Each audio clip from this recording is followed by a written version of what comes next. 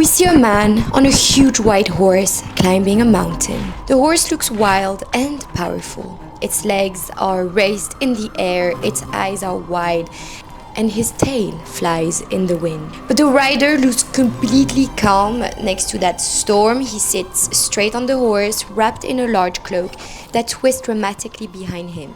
One hand holds the rein, while the other points forward, showing the way ahead. Below them, you have tiny soldiers that are climbing through the rocks and the snow, pulling heavy cannons up the mountain. The sky is dark and stormy, filled with very dramatic clouds. And look at the light. It doesn't feel like a normal daylight. It's almost like a theater spotlight. Now, if you look closely at the rocks, you can even see names carved into them.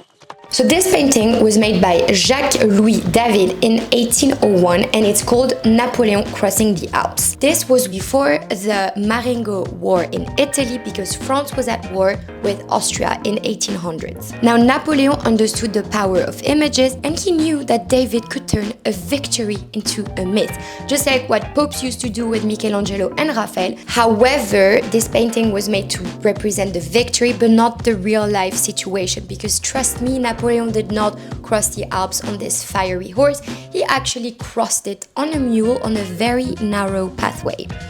The names of the rocks tell that story. Hannibal and Charlemagne were legendary leaders who also had crossed the Alps centuries before. By placing Bonaparte beside them, David is turning Napoleon into part of history. But Napoleon made the task even harder for David because he refused to pause. He could not sit for a long period of time, which I kind of get because imagine having to sit down for 2 hours like this.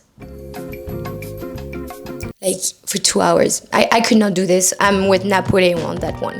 There are 5 different versions of that painting and that's why Napoleon never has the same exact face. Thank you so much for watching and see you next time.